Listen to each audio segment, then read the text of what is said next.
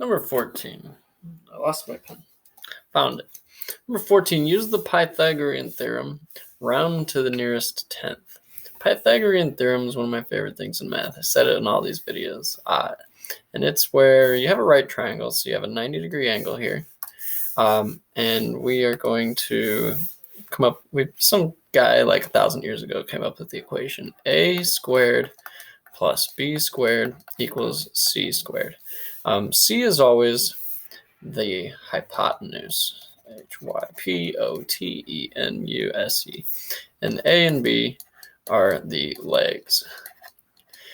So the legs are connected to this. So we have A is right here, B is right here. Hypotenuse means the longest side. It's the one opposite of the 90-degree angle. So we can fill in this equation. Actually, I want to explain a little bit more about this equation. It says that if this is a square with the length of B, and this is a square with the length of A, when you add those two things together, you have a square with the side length of C. So like all this space plus all this space equals all of this space. And there's a pretty amazing discovery. And to me, it's pretty crazy that somebody came up with this like 1,000 years ago. So here we go. A squared plus B squared equals C squared. So A squared, so A is 15 squared plus, we don't know what B squared equals.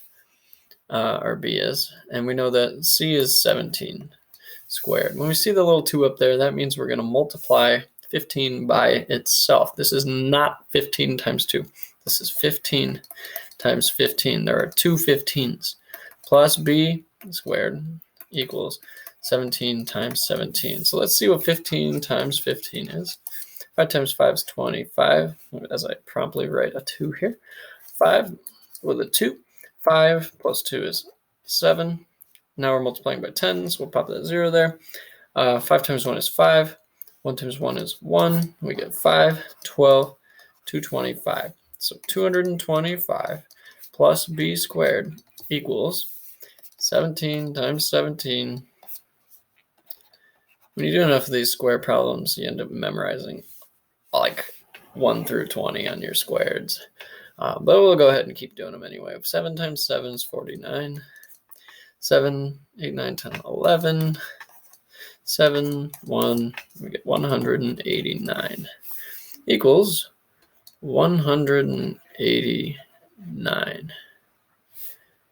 So let's see. Well, something's wrong here because that shouldn't be bigger. 289. All right.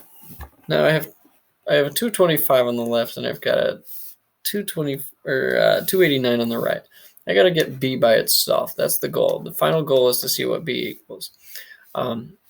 If I have b squared and I'm adding 225, in order to get rid of this 225, I need to do an inverse operation.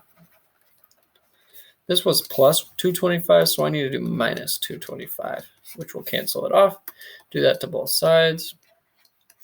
9 minus 5 is 4. 8 minus 2 is 6. So we know that b squared equals 64.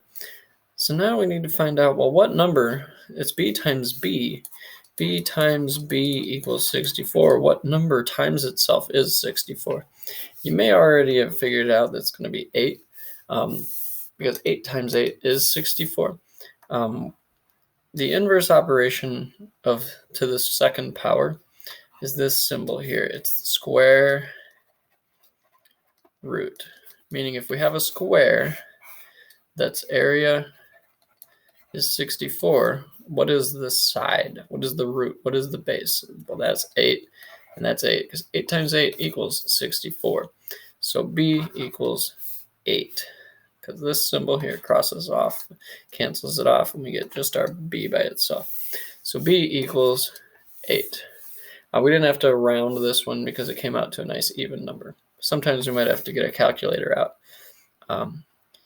And these aren't going to be perfect, nice numbers like this. So that's number 14.